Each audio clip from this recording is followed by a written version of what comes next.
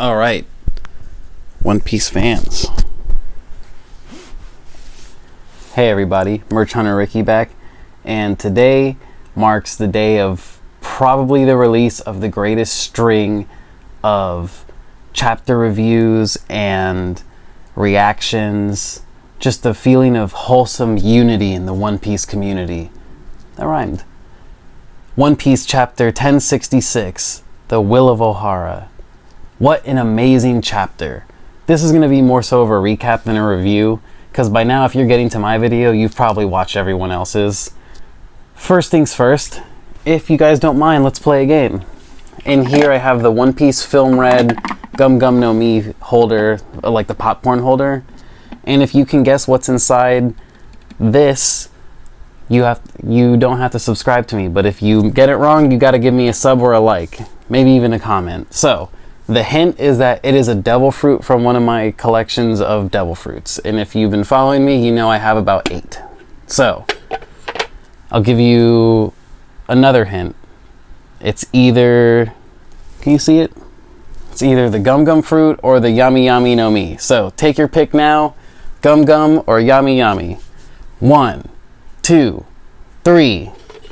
It is the Gum Gum fruit inside the Gum Gum fruit. Gumception. Name now. I don't feel like calling it the whole name. So 1066, we learn about Vegapunk's past and Dragon's past, and about Ohara's past. We learn about how the end of Ohara, about 6 or 7 months after the incident, we got confirmation that Vegapunk and Dragon are both like colleagues, friends of Dr. Clover.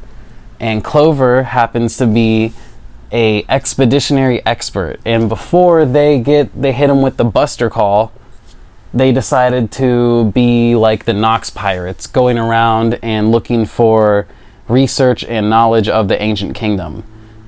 The government did not take kindly to that. They arrested that man about 10 times, they said. So it leads me to believe that he is a badass just breaking out of jail. I just got done watching 2 or 3 reviews. Brago actually commented on one of my comments on his video because he didn't like Frankie's reaction to the romance comment that Frankie made when Vegapunk first explained, like, hey, the 20 kingdoms beat up the ancient kingdom, and Frankie was like, what a epic and romantic tale. But if you're watching this, Brago, what I meant was, and I doubt you are, but if you're watching it, what I meant is that the romance of loving life, the excitement of knowing that there's more out there, that there's something just over the horizon, something new to be discovered, and Frankie loves that kind of stuff. So I think what we all needed is this Robin catharsis moment too, to see her just kind of tear up and first get angry with Vegapunk, like, who are you to be talking about the scholars like you know us? And he goes, hey, I was a friend of you guys, and more so, I went to Ohara several months after the incident. I saw it. I saw the giants pulling the books up. I figured out that they were led, like Dragon told me, that they were led by a man who was bandaged up. And, you know, later on, we get the reveal, dun-da-da-dun, that it is Jaguar D. Saul. And, you know, that's amazing. I've actually just been kind of teary-eyed and tearing up all day long. I watched Randy Troy's reaction earlier, and he straight up let it out on stream, and that's what a man does. I was reading the spoilers, and when I found out that Saul was alive in the spoilers, I got emotional. Hold on. Okay, I'm good. I'm not going to cry. But to see Robin let it all out finally, and to smile and cry and let her tears out and wipe them away like that, that was a beautiful moment. 20 years in the making.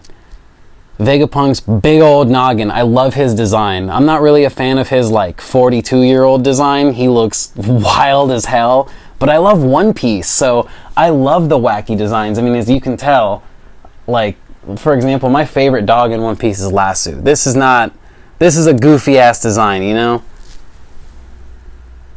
And moreover, I just really like when things get wacky and kooky, because I feel like when you watch too much Chainsaw Man and too much like things like Jormungand and stuff, you get kind of like desensitized to cutesy anime and wholesome anime or cartoony anime, which is what One Piece falls under. I would say One Piece falls under the corny and cartoony category.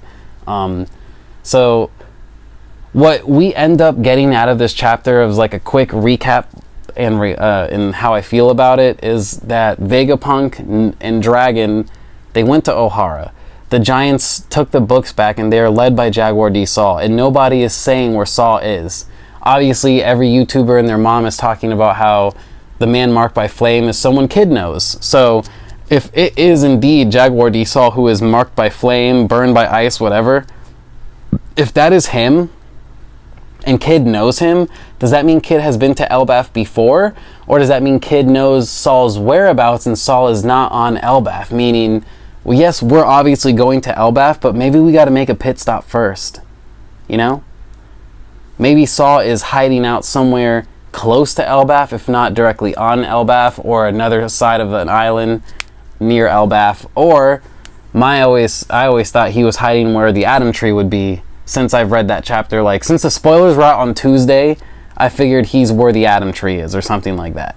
Anyways. Then at the end of the chapter, we get Luffy, who, I think it's amazing that when we see Old Man Vegapunk, and he straight up says, hey, Luffy, like, you're the son of Dragon, right? I knew you would come. That's major. Like, you guys gotta understand, that means that Vegapunk has been waiting for the Straw Hats in a positive fashion, unlike Lilith.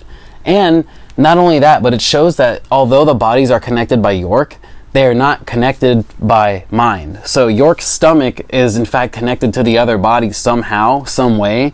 Maybe through a devil fruit, maybe through science. We don't know yet. But they don't share the same thought process, because if they did, that means Lilith would definitely know who the Straw Hats were.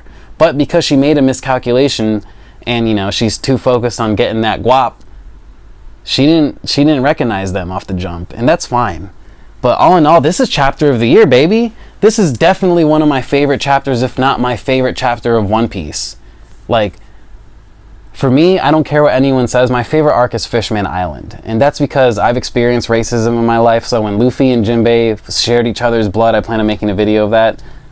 That was peak One Piece for me. But now, Oda has been giving us feast after feast after feast. Chapter 1057 to chapter 1066 has been the most wild ride of One Piece. And I thought Green Bull's reveal was crazy. This is crazier. Let's talk about how amazing it is that Robin now has the confirmation that the books, the knowledge of Ohara is safe. Jaguar D. Saul is kind of safe. We don't know how safe he is, you know what I mean? Especially if Kid knows who he is. Kid ain't exactly the most loving dude. Also, Shaka said he's going to take them somewhere to show them something. I'm assuming that means the Straw Hats are going to reunite next chapter. Also, next chapter, we either get a Caribou shout out, like we figure out what the hell he's up to now. We might get a Brook and Zoro update. Or, most importantly, we'll get a CP0 update. Do they land on Egghead Island yet? Does the problem child Seraphim Kuma meet the Straw Hats, see Bonnie? What would the Seraphim Kuma do if it sees Bonnie? Does that mean when they said the green blood experience or whatever? Like, does that mean because he's experienced combat or because Jinbei is a natural fish man, is that what the green blood experience or whatever the, was it 4 or 3, Edison or Pythagoras, they were talking about that? Or does that mean that, like, if Kuma were to see Bonnie, would it react? The Seraphim problem child Kuma, would it react? Because now that we know that Vegapunk has the ability to split his brain as we see with the old man Vegapunk, now that we see that, does that mean that he split Kuma's brain? That Kuma is inside another body and that's the real Kuma, the real consciousness of that man? Or, unfortunately, did the world government actually do something thorough for once and make sure Kuma was dead? Who knows? All we know is the Gorosei are grossly incompetent. If you go back to Water 7, they take Spandam at his word for the importance of Tom and Frankie. So, although they were right to, they didn't double check Spandam. He didn't actually finish the job, because if he did finish the job, he would have found Frankie. It's not like Frankie left Water 7. Moreover, it's not like Frankie hid himself. So, theoretically, it's not shocking to see that the books of Ohara lived. Now, how did they stay underwater for that long? I don't know, and who cares? It's not my problem. This is a manga of hope. One Piece is a story of hope. It is the best song for all the OVAs, or all the opening music videos or whatever, for One Piece. So, back up. One Piece is the manga of hope, hope, and hope. So, that being said, those books surviving is probably the most dangerous and amazing thing to happen in this story. If the government finds out that those books are available still, they will start an all-out, hell-loose, strong battle against Elbaf, and that will be crazy because they'll probably lose. But on the off chance that they never find out, which is honestly looking more and more likely, we might actually just have the next arc confirmed. Like I said, they're either going to Elbaf or they're stopping off somewhere to find out where Jaguar D. Saul is hiding, because I personally don't think he's on Elbaf, so that's just me.